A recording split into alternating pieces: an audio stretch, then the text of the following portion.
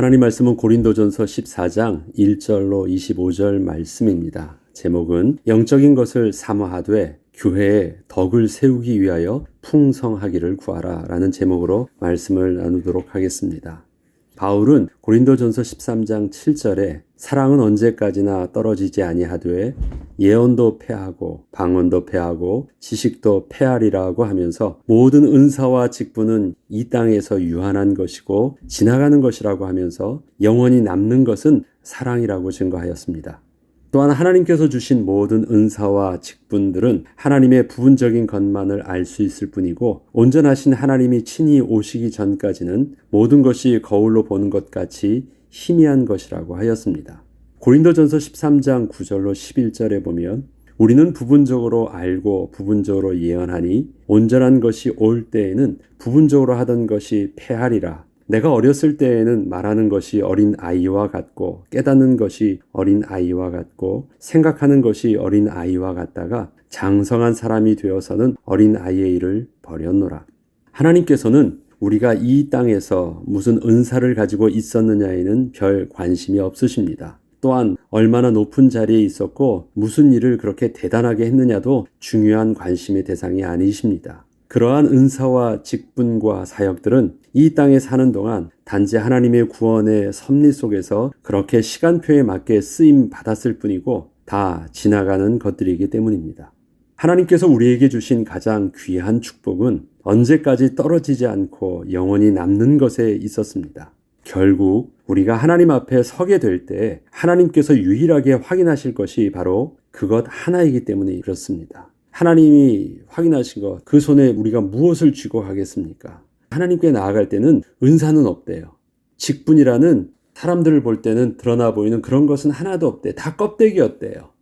폐하여지고 버려지는 것이래요. 그럼 그 속에 있었던 핵심 있는 것 하나만, 모든 껍데기를 다 벗고 그것 하나만 가지고 하나님께 나아간다는 것입니다.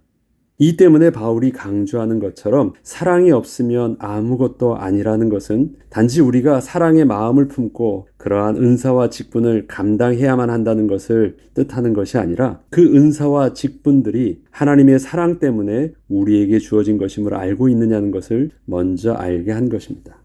사랑을 내가 한 것이 아니라 지금 사랑이 없으면이라는 것을 우리가 한 가지 방향으로밖에 생각을 못해요. 사랑이 없으면 사랑의 마음을 품고 행하지 않으면으로밖에 우리는 보지 못하는데 이것을 먼저 우리가 앞서 생각해야 될 것이 있습니다. 그것은 뭐냐면 우리가 그렇게 섬기고 은사를 사용할 수 있도록 하는 그 동기가 우리에게 있느냐.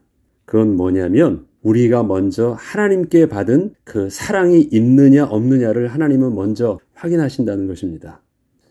그러니까 사람들은 자꾸 종교적이고 도덕적인 어떤 성품과 그 지식과 개념 속에서 사랑을 행위로만 봐요. 그러나 하나님께서 우리에게 계시하여 주신 사랑은 하나님의 사랑을 우리에게 보여주신 것입니다. 사랑을 통해서 하나님이 우리 가운데 다가오신 것이에요. 우리는 사랑을 받았습니다. 그런데 사랑을 받았다라는 의미는 뭐냐면 하나님은 사랑이시기 때문에 사랑의 핵심인 하나님의 생명을 우리가 받은 것입니다. 너에게 사랑이 있느냐라는 것은 사랑받은 증거가 우리에게 있느냐라는 말이거든요. 그 사랑받은 증거가 없으면 우리가 행하는 모든 것이 아무런 의미가 없다라는 것입니다. 왜 그렇습니까? 세상의 모든 종교도 사랑의 행위를 다 합니다. 종교를 가지고 있지 않은 사람도 사랑을 다 합니다. 이 땅에서 가장 숭고한 사랑은 악한 자라도 그 자식에게 좋은 것을 줄 압니다. 사랑의 행위라는 것으로 볼 때는 이 세상의 모든 사람들도 그렇게 다 하고 있습니다. 그럼 그 사람들에겐 사랑이 있고 없고를 어떻게 우리랑 비교해서 받을 수 있습니까? 사랑하는 마음을 가지고 자녀를 사랑하고 이웃을 사랑하고 있는 사람들도 오히려 우리보다 더 많이 사랑하고 있는 것처럼 보이기도 하는데 그것이 무슨 비교가 돼서 하나님의 관심 있게 보는 것입니까? 내가 너희에게 해준 사랑이 너희에게 있느냐? 하나님 그거 보신대요. 내가 너희에게 준 사랑의 흔적이 너희에게 있느냐? 그것입니다. 이 때문에 하나님께서 우리에게 말씀하신 사랑은 우리가 하나님께 받은 사랑으로부터 시작된 것임을 잊어서는 안 됩니다. 이 때문에 사랑이 없으면 아무것도 아니고 내게 아무런 유익이 없다는 바울의 주장은 만약에 내게 하나님께 받은 사랑의 흔적, 예수 생명의 비밀이 없다면 우리가 하나님 앞에 나아가서 그동안 우리가 주님의 이름으로 감당했던 모든 것들에 대하여 주님은 모른다고 하실 것을 그렇게 강조한 것입니다. 마태복음 7장 22절로 23절에서는 예수님께서 그래서 직접 제자들에게 이렇게 말씀하셨습니다. 나더러 주여 주여 하는 자마다 천국에 들어갈 것이 아니요 다만 하늘에 계신 내 아버지의 뜻대로 행하는 자라야 들어가리라. 그 날에 많은 사람이 나더러 이르되 주여 주여 우리가 주의 이름으로 선지자 노릇하며 주의 이름으로 귀신을 쫓아내며 주의 이름으로 많은 권능을 행하지 아니하였나이까. 자, 여기 보죠. 선지자, 그 다음에 귀신 쫓고 권능을 행하는 것 다 어디에 속한 것입니까? 성령의 은사들이잖아요. 다 지금 바울이 말했던 성령의 은사와 그 다음에 직분들이에요. 근데 그걸 가지고 주님 앞에서 이만큼 했다고 어필한대요. 그런다 할지라도 그때 내가 그들에게 밝히 말하되 내가 너희를 도무지 알지 못하니 불법 행하는 자들아 내게서 떠나가리라 하리라. 그런데 그러한 은사와 직분을 가지고 그렇게 수고했는데도 주님은 나 너 모른다라고 말씀하신대요. 아무 소용이 없고 내게는 아무런 유익이 없다는 말과 똑같은 말씀을 주님께서 주님 앞에 서게 될 때 직접 대면하고 얼굴을 보면서 나 너 모른다고 말씀하신대요. 바울은 이것에 대해서 이렇게 말합니다. 내가 복음을 전한 후에 많은 사람들을 살린 후에 도리어 내가 멸망할까 자기는 두려워한대요. 지금 그 말을 하고 있는 것입니다. 이건 주님께서 분명히 경고하셨던 것입니다. 이처럼 만약 우리에게 주님의 사랑의 증거인 생명의 비밀, 즉 우리 안에 성령의 내주하심이 없다면 주님은 우리의 모든 행위에 대하여 불법을 행하는 자들이라고 하실 것입니다. 행위로서는 다 했어요. 그러나 주님은 우리가 행하셨던 그 행위를 기억하고 행위에 기록된 내용을 지금 보고 있는 것이 아니라 어떻게 우리가 거룩하신 하나님 앞에 설 수 있습니까? 우리에게 구원받은 증거가 있느냐? 우리에게 예수 생명의 비밀이 있느냐 없느냐? 그 예수 생명의 비밀은 뭐예요? 예수님께서 나를 사랑하여 주시는 흔적이 있느냐 없느냐? 지금 그것을 보는 것이에요. 그렇기 때문에 사랑이 없다면이라고 말하는 그 사랑이 없다면은 사랑의 마음으로 행하지 아니하였다면이 아니라 그 예수께서 사랑하셨던 그 사랑의 흔적이 내게 없다면 모든 것은 다 종교적인 노력과 도덕적인 수고는 됐을지 모르지만 하나님 앞에서는 불법을 행하는 자다. 하나님의 생명의 법에는 맞지 않는 자다라는 것을 주님은 명확하게 하신 것이고 바울은 이에 대해서 명확하게 주장을 한 것입니다.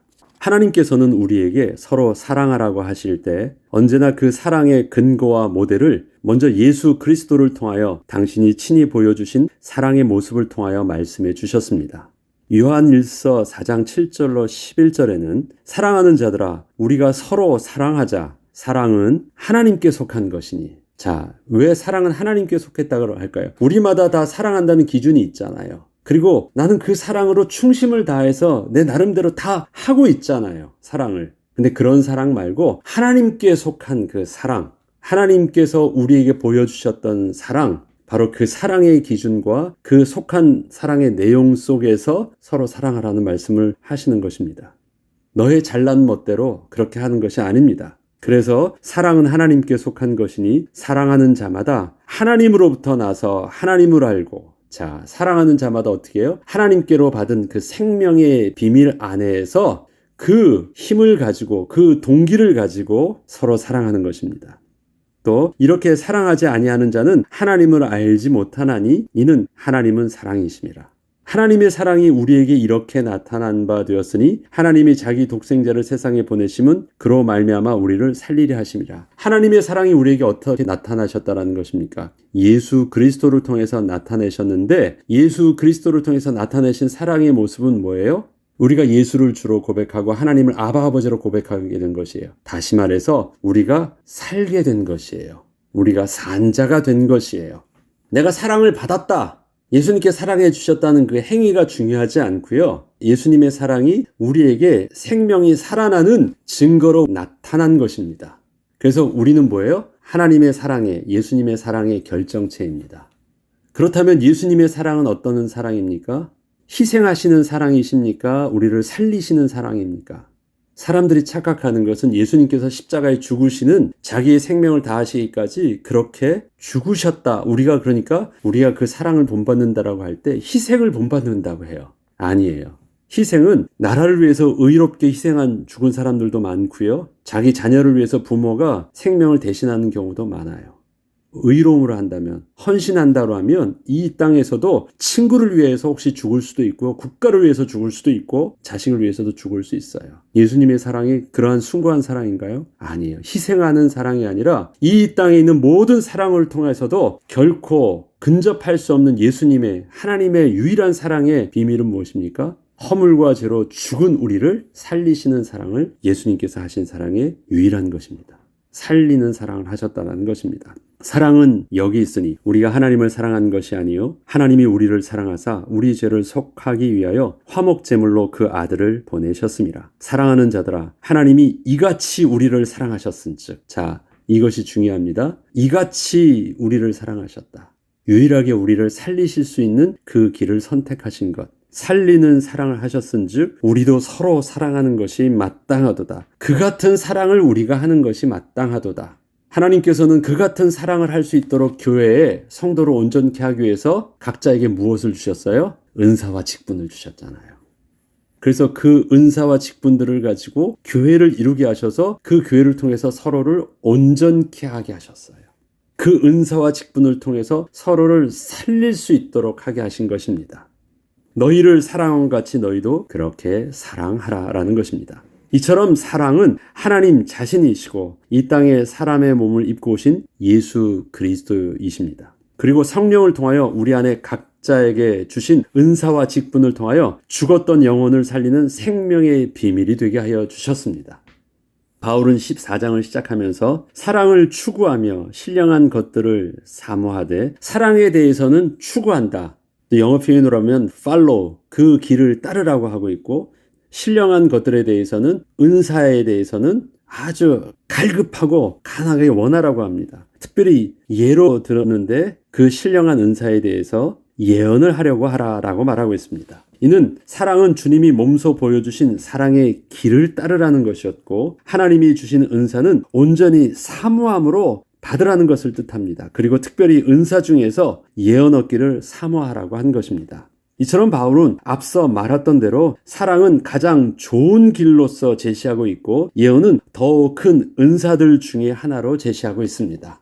12장 마지막에 그 말을 했잖아요. 너희는 더 큰 은사들을 사모하고 이를 위해서 내가 가장 좋은 길을 보여주겠다라고 말했어요. 그럼 여기서 지금 말하는 것이 무엇입니까? 사랑을 추구한다는 것은 가장 좋은 길로서 사랑을 제시하고 있고, 그 중에 가장 큰 은사들을 바라보는 그 예로서 예언의 은사를 제시하고 있습니다.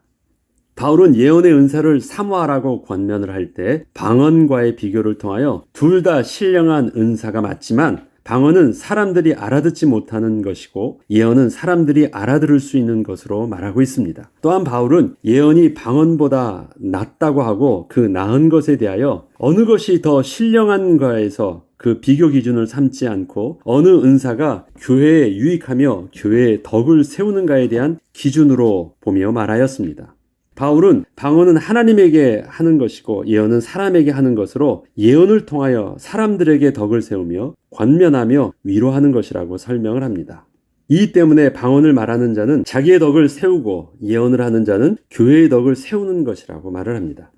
앞서 말씀드린 대로 사랑은 더욱 큰 은사를 사모하도록 나아가는 가장 좋은 길이라고 하였습니다. 이처럼 바울이 예언에 대하여 성도들에게 권면을 할 때 그 초점이 덕을 세우는 것에 있음을 볼 수 있습니다. 예언이 얼마나 대단하냐 안 하냐라는 것을 예언 자체를 가지고 말하려고 하는 것이 아니라요, 예언에는 어떠한 비밀이 있냐면 덕을 세우는 비밀이 그 안에 있다라는 것입니다. 예언 자체가 얼마나 더 다른 은사와 비교해서 능력이 있고 크고 작냐 이런 의미가 아니라 어떤 은사가 더 한 개인과 사람에게 덕을 세울 수 있는 비밀이 들어있느냐라는 것을 통해서 말해주고 있는 것입니다. 그때 예언이 바로 교회의 덕을 세우는 비밀이 있음을 설명하고, 그것이 방언과 비교를 하면서 바로 그런 유익이 예언에 있다라고 하는 것입니다. 결국 성도를 살리고 교회를 온전케 하지 못하는 은사는 아무런 소용이 없다는 것입니다. 이것은 예수님의 사랑이 이 땅에 그 어떠한 숭고한 사랑과도 비교될 수 없는 근본 비밀이 있는데, 바로 오직 예수님의 사랑만이 우리를 모든 죄와 저주에서 벗어나게 하시고 우리를 살리신 사랑이기 때문입니다. 이처럼 더욱 큰 은사를 사모하여 나아가는 길에서 그 핵심은 과연 우리의 은사를 통하여 사람을 살리며 교회를 온전케 할 수 있느냐에 있습니다. 이에 대하여 바울은 그 예로 예언의 은사에 대하여 그 유익을 이렇게 설명해 준 것입니다. 그것을 한번 오늘 본문의 내용을 통해서 읽어보겠습니다. 고린도전서 14장 14절로 19절까지의 내용을 보면 내가 만일 방언으로 기도하면 나의 영이 기도하거니와 나의 마음은 열매를 맺지 못하리라. 방언은 내 자신도 알아들을 수 없대요. 하나님은 무슨 내용인지 알겠지만 내 자신도 알아들을 수 없어서 내 자신에게서도 그렇게 유익하지 않대요. 그러면 어떻게 할까? 내가 영으로 기도하고 또 마음으로 기도하며 내가 영으로 찬송하고 또 마음으로 찬송하리라. 내게 유익이 되어지려면 두 가지가 돼야 된대요. 내 영으로 기도하는 것, 다시 말해서 내 뜻이 아니라 하나님의 선하신 뜻 가운데 하나님의 인도하심을 받는 기도하는 것, 영으로 기도하는 것이에요. 하나님으로 말미암아 기도하는 것. 그러나 그것이 내게 열매가 되어지려면 나도 그것이 무슨 뜻인지 알아들을 수 있어야 된대요. 그래서 언제나 기도할 때는 내 영으로 기도하고 내 마음으로 열매 맺는 비밀이 온전한 것이다 라고 말을 합니다. 그렇지 아니하면 내가 영으로 축복할 때 알지 못하는 처지에 있는 자가 내가 무슨 말을 하는지 알지 못하고 내 감사에 어찌 아멘 하리요. 너는 감사를 잘하였으나 다른 사람은 덕세움을 받지 못하리라. 하나님께로부터 온 거기 때문에 선한 것은 분명하겠지만 아무에게서도 유익함을 주지는 못해요. 이익이 되지 못한대요. 도움이 되는 것이 하나도 없다라는 것입니다. 방언이 마치 그러한 것이래요.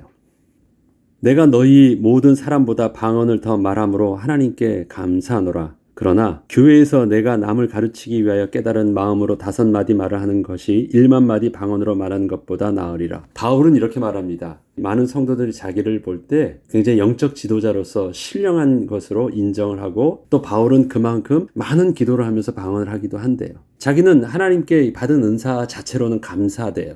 그리고 받지 않은 사람과 이렇게 하지 못하는 사람보다는 신령하게 보일 수 있는 것도 맞대요. 그렇지만 이러한 나의 모습도 만약에 나보다 너희들이 나와 같은 방언은 하지 못할지라도 1만 마디가 아니라 5마디만 아주 짧은 말이라도 성도를 유익하게 하고 가르치고 권면하는 그 작은 말을 성령의 인도하심을 따라 그렇게 말할 수 있다면 나의 1만 마디의 방언보다 너희가 훨씬 더 큰 은사다라고 말하는 것입니다.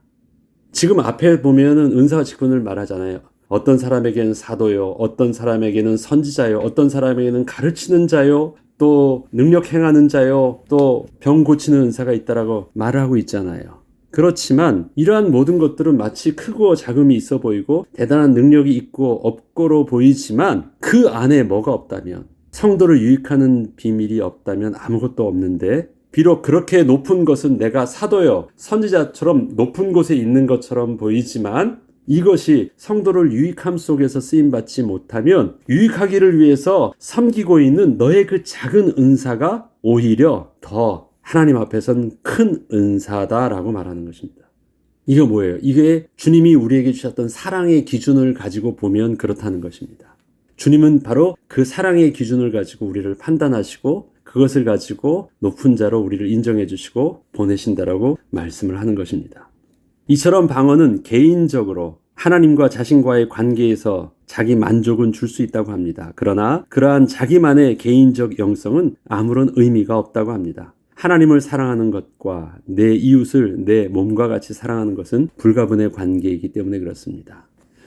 주님께서 가장 큰 계명을 2가지를 말씀해 주셨죠. 첫 번째는 하나님을 사랑하는 것이고 두 번째는 내 이웃을 내 몸과 같이 사랑하는 것이다.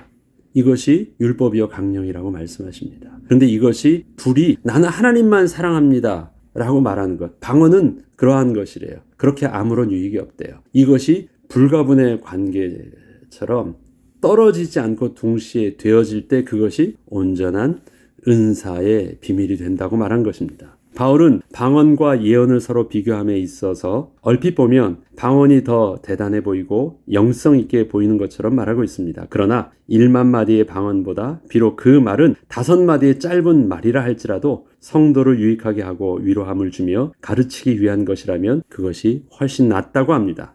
예수님은 우리를 살리기 위해서 이 땅에 비천한 종의 모습으로 오셔서 십자가에서 그 사랑을 완성하여 주셨습니다. 오직 허물과 죄로 죽은 우리를 살리시기 위한 그 유일한 길을 하나님의 말씀에 순종함으로 그렇게 택하신 길이었습니다.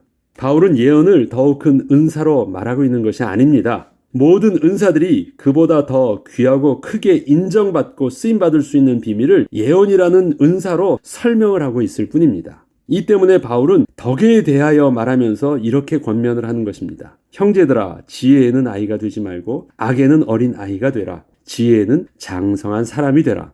바울은 지난날 하나님의 사랑을 온전히 깨닫지 못했을 때의 자신의 모습을 어린 아이와 같았다고 스스로 고백을 하였습니다. 바울은 지식이 뛰어난 자였습니다. 바울은 누구보다도 잘 가르치는 교사였습니다. 학자였습니다. 그건 분명히 하나님께 받은 은사였대요. 그런데 그때는 어떤 거예요? 어린 아이와 같은 자였대요. 무엇을 알지 못했기 때문에 그러한 세상 볼 때는 커 보이는 직분과 은사와 또 사역들이 왜 그렇게 어린아이와 같은 것이었고 부분적이었던 것이었고 작은 것이었고 배설물이었다라고 말하는 이유가 어디에 있습니까? 그 안에 생명을 살리는, 그 안에 하나님을 만나게 하는 생명인 비밀이 그 안에 빠져 있었기 때문에 그렇습니다. 그래서 너희들이 가지고 있는 지식과 지혜, 은사와 직분들을 지혜를 가지고 온전히 사용하고 감당하라고 말하는 것입니다. 그래서 그렇게 지혜를 가지는 거에 대해서는 어린아이와 같이 단편적이지 말고 미련해하지 말고 어른같이 그렇게 지혜를 사용하라고 말하고 있는 것입니다. 마침내 바울은 우리가 주님을 대면하게 될 때 모든 것이 온전함을 가지게 될 것이라고 설명을 합니다. 이러한 자신의 모습을 설명하며 성도들에게는 각기 자신에게 주어진 은사와 직분 그리고 사역에 대하여 주님의 말씀에 따라서 지혜롭게 감당하라고 한 것입니다. 우리가 이 땅에 살면서 지혜에 장성한 사람이 될 수 있는 길은 오직 하나밖에 없는 것입니다. 우리 안에 성령으로 함께 하시는 주님의 인도함을 받는 것입니다. 날마다 주님께 집중하는 것입니다. 사랑의 실체 되신 주님이 오늘도 우리 가운데 주인 되어 주시옵소서. 하나님, 주님께서 내게 주신 귀한 직분과 은사와 달란트들이 있습니다. 주님께서 우리의 마음과 생각을 주장하여 주시고 주님의 선하신 길을 따라 우리가 온전히 인도함 받게 하여 주시옵소서. 그래서 날마다 우리가 무엇을 하는 것입니까? 순종 선언을 하는 것입니다. 능력을 더 달라고 기도하지 말고 더 높은 직분에 있게 해달라고 기도하지 말고 내게 주신 직분이 주님이 주도하심 가운데 온전히 주님의 인도하심을 따라 쓰임받게 하여 주시옵소서. 그것이 바로 우리가 사랑을 추구하는 것입니다. 그것이 바로 우리가 우리에게 주신 모아둔 직분과 은사와 사역들이 더 큰 은사가 되어지는 것이고 온전케 되어진 사역과 직분이 되어지는 것을 우리가 알아야 되겠습니다. 오늘도 우리의 삶 속에 성령께서 주시는 은혜 가운데 주의 인도하심을 따라 우리가 더 큰 은사와 직분을 누리는 영적인 비밀을 누리는 하루 되길 주의 이름으로 축복합니다. 기도하겠습니다. 하나님 아버지, 우리에게 주신 은사, 직분, 사역들이 더 큰 은사여, 온전케 되어지는 은사여, 주님의 영광을 온전케 드러나는 은사의 비밀이 되기를 원합니다. 개인을 살리고 교회를 살리며 주님께서 예비된 주의 백성들을 향하여 생명의 비밀을 증거할 수 있는 비밀로 우리에게 주신 은사와 직분이 온전케 쓰임받게 하여 주시옵소서. 이를 위하여 더욱더 사랑을 추구하되 사랑의 본체 되신 우리 주님의 인도하심을 따라 오늘도 성령의 충만함을 입고 인도함 받게 하여 주옵소서. 감사드리며 우리 주 예수 그리스도 이름으로 기도합니다. 아멘.